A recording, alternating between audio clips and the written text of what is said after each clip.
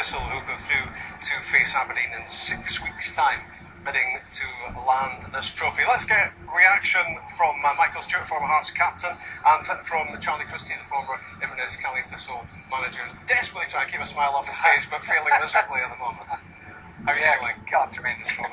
He's unfair play. The guy's new to the club, relatively new to the club, and it's a massive, massive thing for the club, to be honest. As I said before the game, it's the next progression really to get into a National Cup final and to give it a good shot, to be honest. And I think the character shown today by the 9 guys in extra time was incredible. Ross Draper goes back to centre half and was put under very little pressure, and then the big man steps up to get the winning penalty.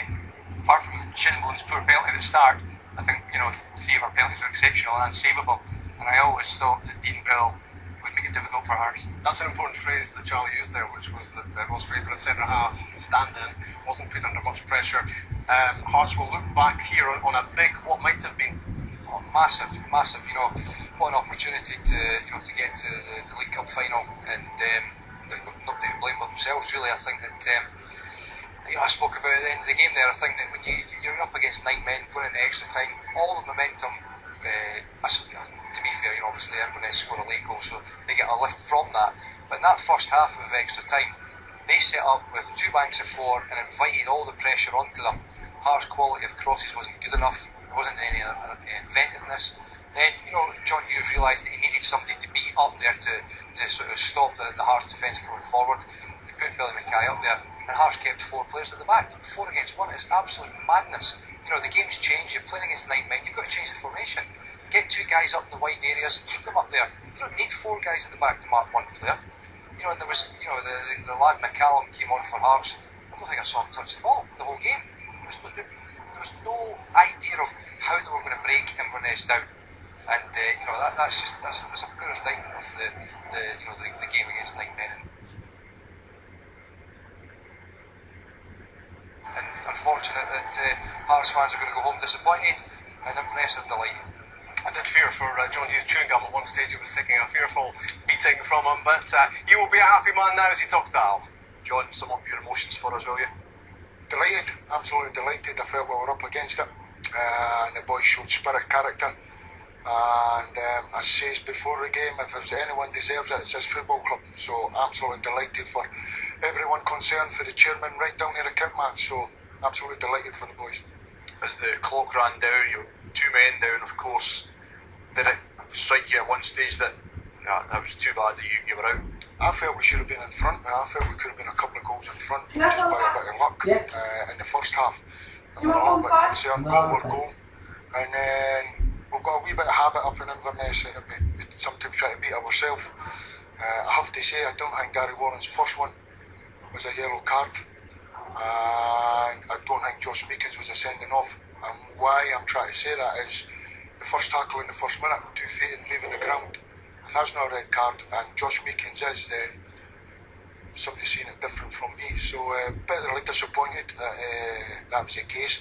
Might make the final a bit of a lottery in terms of 2 centre halves missing, but we'll regroup, go again, and absolutely delighted for these bunch of boys. Since I've come into the club, they've listened, they've learned, they've given me everything that they've got, and I think that was evident today. Yeah, their work ethic and spirit, having gone down to 9 men, was just incredible, wasn't it? Yeah, and it was an organisation, but they've got that. They work very hard on the training pitch, these guys.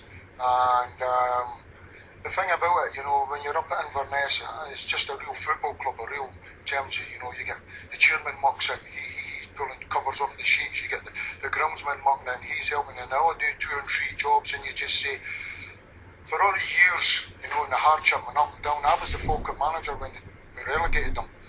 For all the years, the good people up in Inverness, and all the supporters, small in numbers, but you seen them behind that goal. I absolutely loved it. They deserve their day in the sun, that's for sure. Yeah, it's a tremendous achievement. They came close, obviously, last season to their first senior final. This year, you've helped guide them to. How was that? Yeah, I'm absolutely delighted, but it's nothing to do with me. It's these boys. All we try and do is organise them, keep them in a good shape, make sure we bring the right good character to the club, and you can trust them because the way they train, they get on with it. We're not the most glamorous club in the world, but we get on with it and we get dug in, and I think that suits these boys. They love just proving everyone wrong. So we come up trumps today, and someone There's a saying in a Fulham that someone's looking down on me, and absolutely delighted. Have you cracked your forehead again? You've done yourself another nasty. It's the same one. It seems to I kind of get rid of it at this moment in time, but that's the least of my worries. I'm just delighted for these boys. Talk to us about Nick's input, because you obviously left him out of the starting 11, but it says a lot about his character and willingness to show you maybe something when he goes on and produces that equaliser. I have to agree with you. No, first and foremost, we picked the team 2 days ago, and it's very difficult to get left out the side. Nick's been a regular starter since I've come, and we noticed something in training, even when we were playing a wee 11v11 to get a look at it. He was coming off the flank, coming into pockets, and we were looking and saying, he's going to cause problems. And as you say, the way he went on the pitch, he's a magician in terms of football, technically very, very good. Get on the ball, see a pass, get it back, keep it, an absolutely different class. And he probably is the one that deserves that equaliser, because he's one of the players that have been there right through the academy, and he's the one that's seen the good times, bad times, and it's nice that for all his hard work and commitment to the cause and to the club, that he's going to get a reward in the cup final. Well, John, we'll let you go and we'll talk to Nick Ross. So, Nick, just sum up how that felt. I mean, first of all, maybe the equaliser, because that was just incredible, wasn't it? I don't know how to sum it up really. It was all just sort of a blur. I just remember taking a touch and 2 other boys coming together, and then the ball just dropped to me. I just tried to hook it back in, and seeing the ball going in was an unbelievable feeling. And then in extra time we had to sort of hold on, and it wasn't pretty, but we got there. But when you went on, I think there was only maybe about 9 minutes of the 90s still to play, and you were 2 men down. Did you think you were chasing a lost cause effectively? We've always got to believe. I think that's what we've got in the changing room, is the spirit that we never die, and we always keep going to the end, and I think we're always confident that we'll get one chance, and luckily it fell to me and went in. As John says, you've been at the club a long time. You're probably as well placed as anyone to sum up what it means to the town, the club and the players just to get to a senior final. Well, it's never been done before, which is just a massive thing for the club, and the fans haven't had any sort of final to go to, and hopefully we'll take a big crowd and it'll be a big day. The build up to the game will be a bit special as well, but we've got to thank the fans today. There was a lot that came down today, and we had to leave early to get here. I think we did it for them. And you can beat up leagues. You did it recently in the league, so no fears, I would imagine, going into the final. No fears against anyone really. It's the final, it's a one-off game, and no fancy their chances against us like we do against them, so anything can happen in the final. I prefer to avoid the drama of today. Well, I guess if it means you win, you'll not bother about it. We'll take it anyway to win, yeah. It has to go to penalties again, and boys are confident after that moment. Good man, well done. Cheers Nick. Not getting overexcited at the moment, but he might do later. Nick Ross, who got that penalty, which kept Inverness alive into extra time, and then, of course, into the penalty shootout, which they won. Let's have a look back, you two, on the two key penalties, which decided the outcome here. And you did give us advance warning that Dean Brill was a good shot stopper. Yeah, he is. I see, we obviously haven't seen too much in training, Rob, but I know for a fact the way the boys talk and even the way he plays, he covers, gets across his goal well, as he shows here, to be honest. It's a good height for him to save. This is a terrific penalty, to be honest. Great penalty. All the pressure on Ross Draper, and he just strokes it into the corner as if he didn't have a care in the world, Michael. Yeah, it looked composed, and when you're under that amount of pressure, it's a feat to keep that composure. I've got to be honest, I wasn't so confident with Draper stepping up. He's not the cleanest of strikers, and I thought it could go anywhere, but he more than proved me wrong. But the 3 before that, the 3 from Ross, Mackay and was it Tansey, the 3 of them were fantastic penalties, and as Charlie said earlier, it doesn't matter whether you had 2 keepers in there, you weren't going to save them. And talking of Greg Tansey, it was him, of course, who started us all off. The game really burst to life, I guess, at this point. And, well, claims for handball there, but what a strike, Charlie. Yeah, it's a great strike. He's a lovely striker of the ball. I think I said prior to his free kick and then he missed it, but he's a great striker of the football. And some hit. I can see why Hearts are a bit aggrieved at Aaron Doran's handball near the touchline, but it really is, it's unstoppable. What a strike. Yeah. Very similar to Ryan Stevenson's goal, same sort of area of the pitch as well against Hibs, and both of them unbelievable strikes. You see it, such a clean strike of the ball.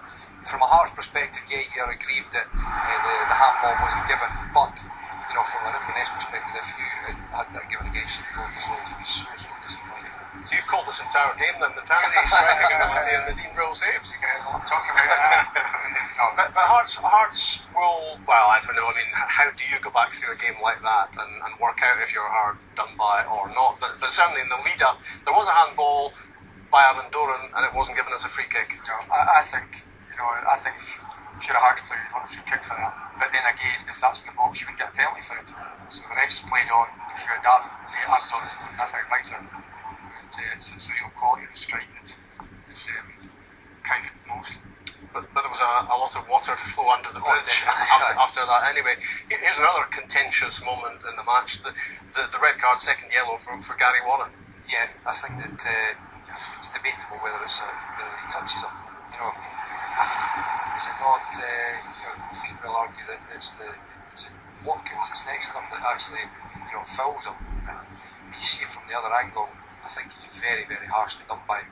I don't actually think you can debate that whether it's a free kick at all to get a second yellow and to be sent off, and it's double wham. I don't see what he does. He doesn't grab him, he doesn't push him. His hands on him, yeah, but you've got to remember we're not playing basketball here. This is a physical contact sport. So, I can understand how he's aggrieved there because that was a very, very harsh decision.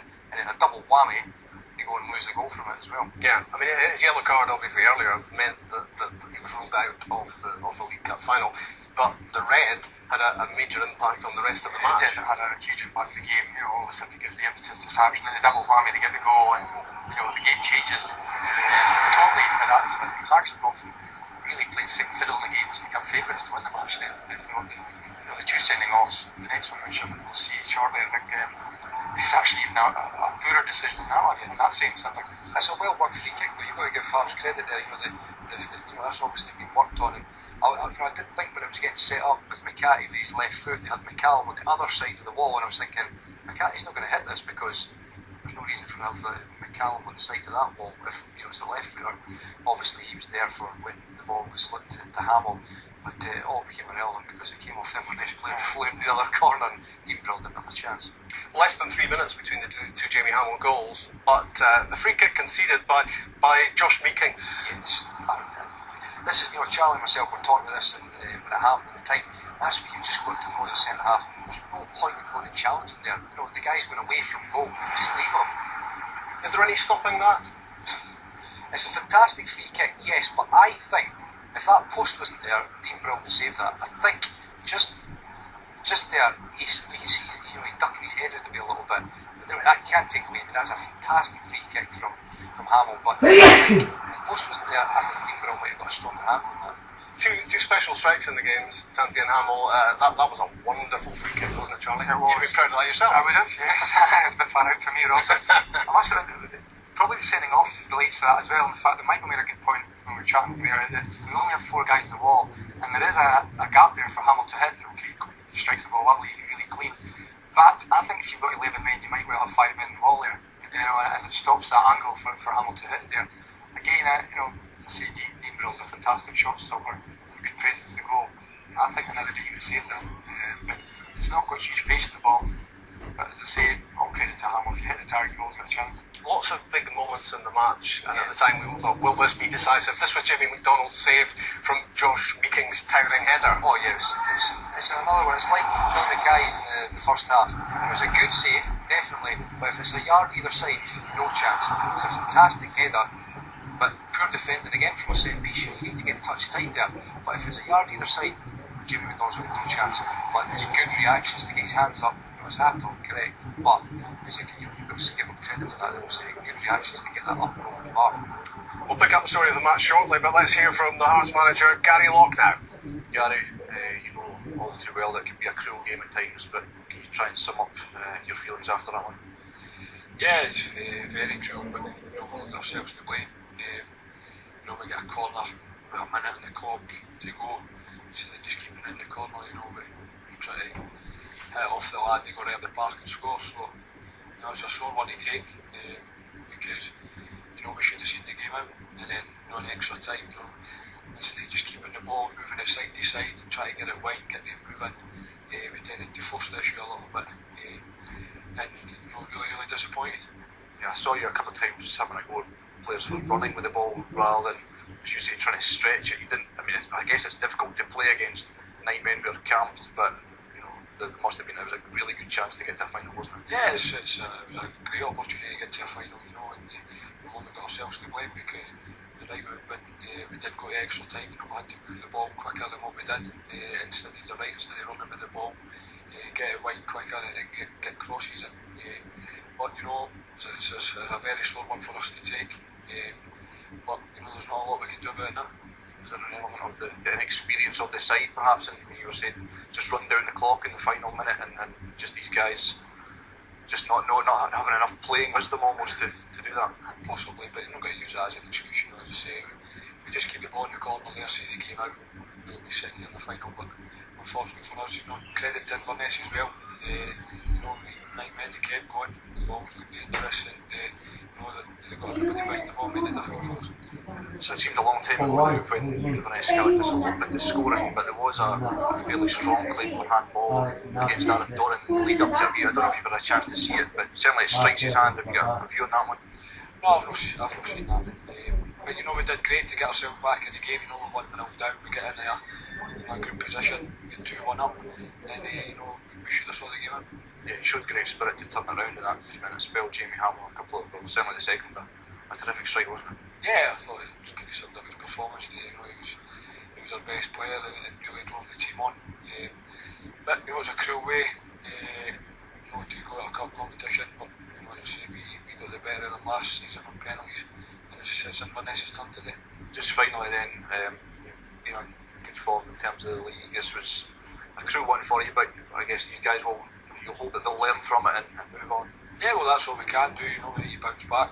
We've still got a lot of games left in the league, and you know, we've got to go and try and win as many games as possible. Okay, Gary, thanks for your time. Cheers.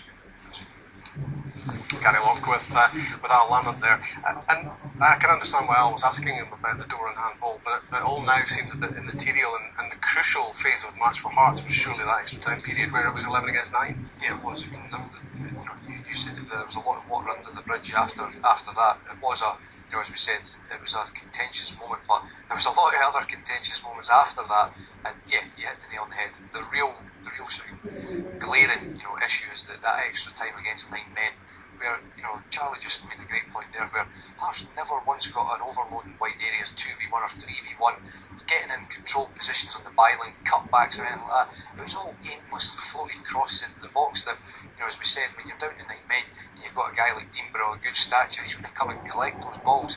They never manufactured anything, and that's a sad indictment on, you know, the setup of the team there.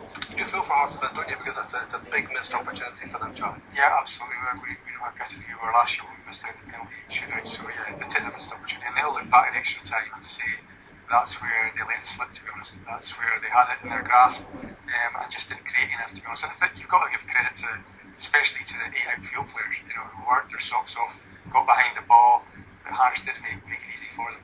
There was a question mark, as we saw earlier, about the second yellow for Gary Warren. Was there also a big question mark hanging over a straight red for Josh Meekings? No, I wouldn't say a question mark, Roberts. It was a dreadful decision. I don't think it's a question mark at all. I think it's a yellow card, no problem. Fair play to the Hearts lad, he doesn't roll about like anything. No, my question mark had the word "my" in front of it. Yeah, absolutely. Yeah, I don't think it's a red card. It's a professional foul. We see it week in, week out at all levels of football. There's many a manager would pat in the back for doing that and breaking up the place. There's no counter attack against you. It's never a red card. You know, you see some of the challenges every weekend in Scottish football, and there's a lot worse than that. So could that be rescinded? Possibly. I would be surprised if it actually did get rescinded, but I would agree with Charlie. I think it's a yellow card all day long. You know, I remember, you know, playing for Scotland under 21s with Rainer Bornhoff, and Rainer was the first sort of guy that I ever came across. You know, no surprise he was a foreigner, but he used to speak about that.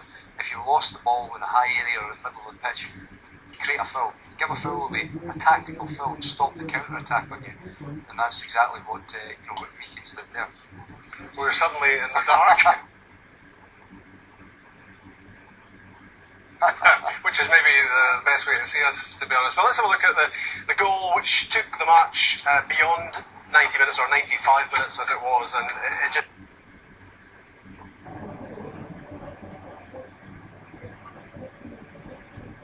seemed a tale of the unexpected, and not quite sure how this actually wound its way in. I must admit, I think we should have goal there, Rob, but I think the mistake comes from the free kick that Cali Thistle we first throw into the box. Hearts, in my mind, are 10 metres too deep. If they play it, now that doesn't happen, I don't think. But, we get a wee break the ball into the box. James, it's not a great ball. Nick actually takes a clever touch, gets a break of the ball, and gets a wee bit of luck that, to be honest, I think we deserved. I feel sorry for Jamie McDonald here. He's down the other way, gets up really well and covers the cross, blocks the angle, and it actually hits his midriff, and you would think that would have been enough to block it, and goes over him and into the back of the net. So there is the lineup in the Scottish League Cup final. We don't know where it's going to be played yet, but we do know it is Aberdeen against Inverness Cali Thistle on Sunday the 16th of March. It will be live on the BBC. From all of us here, bye for now.